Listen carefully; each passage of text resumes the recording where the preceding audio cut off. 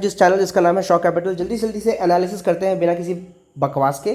ठीक है, तो सबसे पहले मैं आपको बता दूं कि अगर आप मेरा एनालिसिस फॉलो कर रहे हैं तो कल के डेट में अगर आपने मेरा एनालिसिस देखा होगा तो मैंने आपको कहा था कि इसके नीचे अगर भाव जाएगा तो अपन इंटरेस्टेड हैं मार्केट को खेलने के लिए। और उसके बाद मैंने ये भी कहा था कि मार्केट में क्यों लोगों के लॉसेस हो जाते हैं, बड़े बड़े लॉसेस हो जाते हैं, क्योंकि जब मार्केट में कोई मोमेंटम नहीं होता, जब कोई ट्रेड नहीं होता, जब ऐसा लगता है कि मार्केट अभी थोड़ा सा और स्टे करेगा इस जगह पे, और मगर लोगों को खुजली होती है, लोग अपना ट्रेड लेना है चाहते ही चाहते हैं, क्योंकि ट्रेडिंग से वो लोग एडिक्टेड हो जाते हैं और जिसके कारण वो लोग ट्रेड लगा देते हैं। और ट्रेड लगाने के कारण जब वो ट्रेड का मौका भी नहीं होता, जिसके कारण उन्हें लॉस हो जाता है। जैसे कि मैंने कल आपको बताया था कि मान लीजिए कि अगर मैं इसके नीचे ट्रेड करूँ, इस पर्टिकुलर जोन के नीचे अगर मैं ट्रेड करूँ, ये कल कल तक का मार्केट है, यहाँ तक का, इसके नीचे अगर कोई भी कैंडल नेगेटिव दिखाती है तो मैं ट्रेड करना चाहूँगा।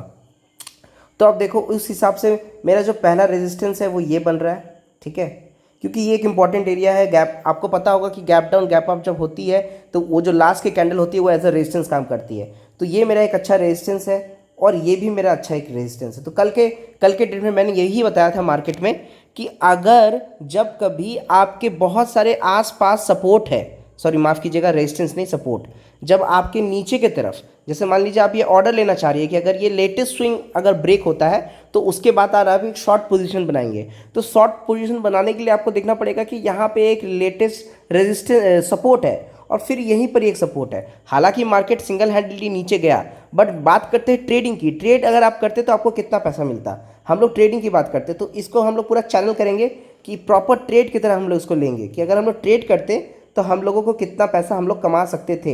हालांकि मार्केट 500 पॉइंट मूव किया दिखा रहा है, 572 पॉइंट, मगर कोई ये नहीं देख रहा कि जिसमें से 200-250 पॉइंट मार्केट सुबह कोई गिर चुका था गैप डाउन से। ठीक है, और उसके बाद मार्केट 300 पॉइंट मूव किया। तो मैंने बताया था कि मान लीजिए ये लेटेस्ट स्विंग है, यहाँ पे हम लोग रख देते हैं। अब इसके नीचे मार्केट अगर कोई रेड कैंडल दिखाएगा तो अपन बाय शॉर्ट करेंगे। तो आप देखिए कि यहाँ पे एक शॉर्टिंग पोजीशन हमारी बनती है, ये हमारा शॉर्टिंग पोजीशन बनता है, ये है करीबन 408110 और इसके ऊपर एटलीस्ट आप रखना चाहोगे। ठीक है, तो 840 सॉरी माफ़ कीजिएगा 40761 ये आपका होगा सेलिंग प्राइस, और आपका जो स्टॉप लॉस होगा मेरे भाई वो करीबन होल्ड ऑन, आपका जो स्टॉप लॉस होगा वो होगा करीबन 761 से 861 922। तो ये जो पहला जो स्टॉप लॉस है एक्सेप्टेबल नहीं है, क्योंकि 761 से 922, 761 861 100 पॉइंट यहाँ हो गया। ठीक है, ये करीबन आपको 160 पॉइंट्स तक का एसएल आपका बनता है। तो ये कंप्लीटली एक्सेप्टेबल स्टॉप लॉस नहीं है। बट क्योंकि आपको ये भी नोटिस में रखना पड़ेगा कि बैंक निफ्टी की प्राइस बढ़ी है। अब ये बैंक निफ्टी 35,000 32,000 का नहीं रहा, बैंक निफ्टी अब 40 42 45 तक जाने वाला है। तो आपको एसएल का जो साइजिंग है वो भी मेंटेन करना पड़ेगा, क्योंकि ऐसा कहा जाता है कि 0.5 तक का एसएल आप रख सकते हो। तो 0.5 का मतलब होता है अगर 40,000 का स्टॉक है तो करीबन 200 रुपये तक का एसएल आपको तो रखना ही पड़ेगा, ऐसा कहा जाता है। आप 200 के नीचे भी रख सकते हो। बैंक निफ्टी एक वॉलेटाइल स्टॉक है, तो कम एसएल रख के अगर ट्रेड मिलता है तो बहुत अच्छा। मगर इस पर्टिकुलर ट्रेड में एक लॉजिकल एसएल आपका 160 रुपये 70 रुपये का बन रहा था, जो मेरे हिसाब से ज़्यादा है। बट अभी अगर 40,000 का स्टॉक पे देखो तो ठीक है, बेरेबल है, लिया जा सकता है। शर्त यही है कि 160 रुपये पे मेरे को मिनिमम 1:3 मिले। आप बोलेंगे 1:3 क्यों, 1:2 क्यों नहीं? देखिए 1:2 में ना आप ब्रोकरेज में पैसा नहीं बना पाओगे। ठीक है, वो तो ज़ीरोधा एक डिस्काउंटेड ब्रोकरेज है, तब भी आपको थोड़ा बहुत नेट दिख जाता है। मगर अगर आपको अच्छा खेलना है तो प्लीज़ अब 1:3 खेलें, क्योंकि कभी कभी क्या होते हैं बेयर मिनिमम प्रॉफिट्स होते हैं, तो उन प्रॉफिट्स को भी हम लोग तो ऐड करते हैं ना। तो आप मिनिमम प्लीज़ ऐसे ट्रेड्स ले जिसमें 1:3 की प्रोबेबिलिटी हो। अब आप मुझे बताओ यहाँ पे 1:3 आपको कहाँ दिख रहा है चार्ट पे? ठीक है, अगला जो रेजिस्टेंस है वो मेरे को दिख गया यहीं पर ही।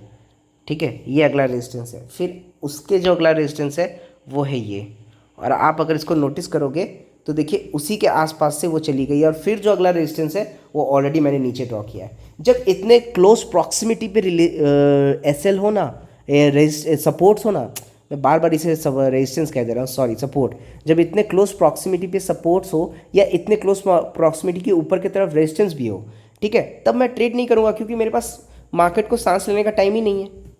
अब मार्केट ऐसा मुझे दिखा रहा है कि अब ये डाउन ट्रेंड में जा सकता है, ठीक है। अब ये डाउन ट्रेंड में क्यों जाता है, क्योंकि देखिए ऊपर से इसने 1300-1400 पॉइंट्स का डाउनफॉल दिखाया है। अगर आप लॉन्गर टाइम फ्रेम पे जाएंगे तो इसने काफ़ी अच्छा रिजेक्शन भी दिखाया है। अगर आप लॉन्गर टाइम फ्रेम पे जाएंगे 1 डे के टाइम फ्रेम पे, तो आप देखेंगे कि काफ़ी अच्छा रिजेक्शन दिखाया है, ठीक है। और इस रिजेक्शन के सहारे हम लोग ये अंदाज़ा लगा सकते हैं कि मार्केट अभी नीचे जा सकता है। मार्केट में तभी शॉर्ट करूंगा जब ये मार्केट इस लाइन के नीचे चला जाए,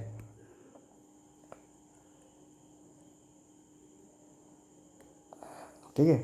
मार्केट में तभी शॉर्ट करूंगा जब मार्केट इस लाइन के नीचे आ जाए, और ये लाइन है करीबन 40297, मतलब 40-300 के नीचे अगर मार्केट आता है तब अपन शॉर्ट करेंगे, और अभी सिर्फ अपन शॉर्ट करने के लिए ही देखेंगे। मैं मार्केट को अभी फ़िलहाल बाई करने के लिए नहीं सोच रहा। उसके पीछे का 2 रीज़न है। पहला रीज़न ये है कि मार्केट एक काफ़ी अच्छा अप ट्रेंड के बाद अब थोड़ा सा नीचे की तरफ जाने लग रहा है, और उसका बात ये भी है कि मार्केट ऊपर के लेवल से रिजेक्शन फेस किया है। और तीसरा बात यह है कि मार्केट एक बहुत अच्छा कंसोलिडेशन के बाद अब नीचे जाना चाह रहा है। तो मैं अगर कल मार्केट 40297 के नीचे जाता है, I am going to short the market beautifully, I am going to short. और क्योंकि उसका अगला जो रेजिस्टेंस है, इसका जो सांस लेने का है टाइम, वो भी बहुत ज़्यादा है। आप देखो ये पूरा 600 का, ये मैंने कल ही मैंने बता दिया था, ठीक है। और आज मैं फॉलोअप ले रहा हूँ, और आज मैं इसलिए फॉलोअप ले रहा हूँ क्योंकि कल जब अगर ऐसा कोई ट्रेड मिलता है और वो ट्रेड में अगर मैं लूँ और उसमें अगर प्रॉफिट कमाऊँ, तो मैं आपको दिखा सकूं कि मैंने जो कहा था वैसा हुआ, और उस तरह से हम पैसे बना सकते हैं। तो मार्केट में ना प्लानिंग से सब कुछ होता है। आप प्लानिंग करो, आपको पैसा ज़रूर मिलेगा। Thank you so much for this for watching my video. If you are watching it, if you are liking the video, please एक लाइक कर दीजिए वीडियो में, क्योंकि अगर आप लाइक कर देंगे तो ये ज़्यादातर लोगों तक पहुँचेंगी, क्योंकि यूट्यूब का एल्गोरिदम ऐसे ही काम करता है। आप लाइक नहीं करोगे तो यूट्यूब को समझ नहीं आएगा कि आपको वीडियो इफेक्ट कर रहा है कि नहीं कर रहा है। और अगर आपको वीडियो पसंद नहीं आ रहा तो डिसलाइक भी करो यार। आप बताओ कि तेरी एनालिसिस गलत है, नेगेटिव कमेंट करो, कुछ भी आप ओपिनियंस अपने राय शेयर करो, मुझसे उससे कोई प्रॉब्लम नहीं है। मैं अपने आप को इम्प्रूव करने आया हूँ मार्केट में, और मैं इसलिए भी ये करता हूँ ताकि मैं सिर्फ लोगों तक पहुँचने में मुझे मदद ना मिले, बल्कि ये मेरे लिए भी काफ़ी एक लर्निंग प्रोसेस है। क्योंकि जब भी आप कोई चीज़ सीखते हो, कोई चीज़ सोचते हो, कोई चीज़ समझते हो ना, उसे आप 4 लोगों के साथ एक्सप्रेस करते हो, तो आपका व्यू पॉइंट और इंप्रूव होता है। तो thank you so much. I hope कि आपको ये एनालिसिस अच्छी लगी और इसके पीछे का पर्सपेक्टिव भी आपको समझ में आया हो। मिलते हैं कल के एनालिसिस वीडियो में। Thank you so much.